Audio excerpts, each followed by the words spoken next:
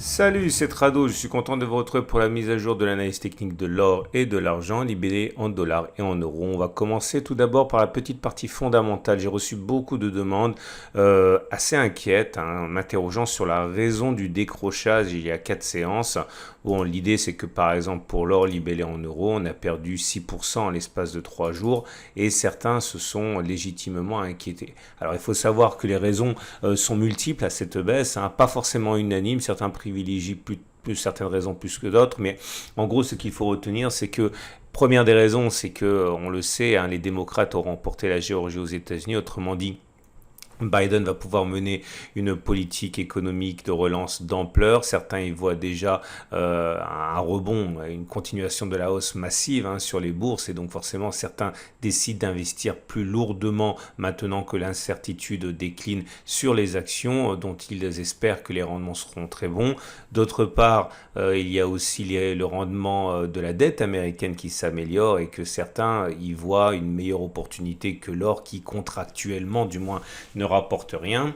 Troisième chose, c'est aussi la performance. Alors ça date d'il y a 2-3 jours, mais entre-temps, le Bitcoin et les autres cryptos se sont affaissés énormément, on va dire, entre 10 et 30% selon les cryptos.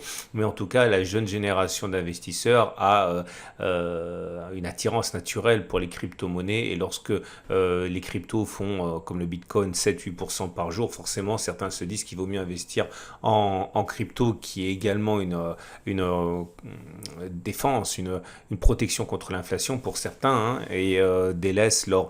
Mon opinion par rapport à cela, c'est que cela remet absolument pas en cause ma confiance en l'or. On peut tout à fait envisager de corriger, mais je ne vois pas pourquoi l'or baisserait durablement. Voilà, je reviens à mon or libellé en euros. Comme on peut le voir, la tendance de moyen terme est toujours assez délicate à établir. La tendance générale est baissière car on est en dessous de la moyenne mobile à 20 semaines qui descend. Par contre, la tendance de fond est neutre puisqu'on est en dessous de la M50 mais que celle-ci monte. On avait envisagé l'existence d'un support majeur ici à 1477-1492. Regardez comme au centime près on a rebondi dessus. L'analyse technique permet véritablement d'apporter des solutions d'investissement. C'était une zone d'accumulation rationnelle. Il fallait être prompt, il fallait être rapide. On a touché vraiment la zone avant de rebondir violemment. C'est encore plus clair sur les données journalières. Regardez comme cette zone a merveilleusement fonctionné. Néanmoins, sur les tendances de court terme, on voit que la tendance est baissière sur le fond car on est en dessous de la M50 qui descend. Par contre, la tendance de court terme, la tendance générale est neutre puisqu'on est en dessous de la M20 mais que celle-ci monte. C'est l'inverse que pour les données de moyen terme. En tout cas, vous avez compris, le support majeur est la zone d'accumulation rationnelle. Si on y retourne, il y a fort à parier pour que beaucoup investissent dessus. On passe à l'or, mais cette fois-ci libellé en dollars avec un constat équivalent, quoique ce soit meilleur pour l'or libellé en dollars, puisque quand on regarde les données de moyen terme, vous pouvez le voir ici, la tendance est haussière clairement sur le fond car on est au-dessus de la M50 qui monte. Par contre, la tendance générale est baissière car on est en dessous de la M20 qui descend.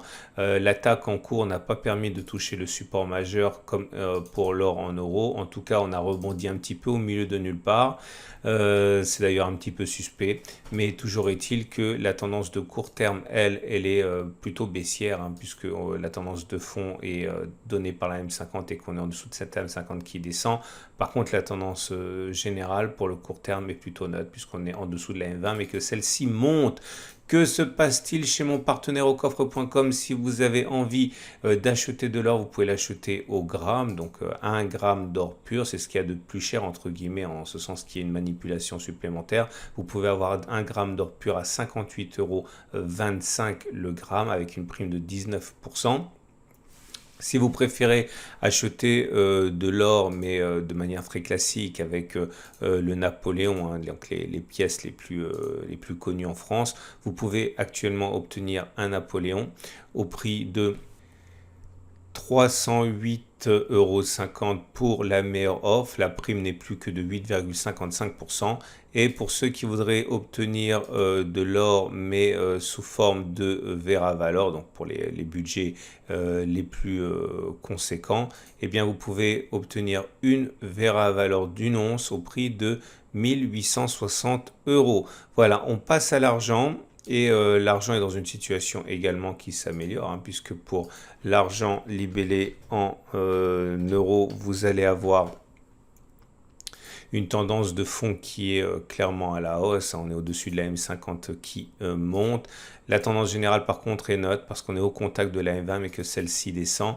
L'attaque à laquelle on a assisté, hein, n'a pas permis de rallier une zone d'accumulation rationnelle, malheureusement, puisqu'elle s'établit à 18,6, 18,6, 18,8. Peut-être que ça viendra plus tard. En tout cas, pour les données de court terme, la tendance de fond est haussière car on est au-dessus de la M50 qui monte. La tendance générale est plutôt neutre car on est en dessous de la M20 qui descend. On termine avec l'argent, mais cette fois-ci libellé en euros, en dollars, pardon.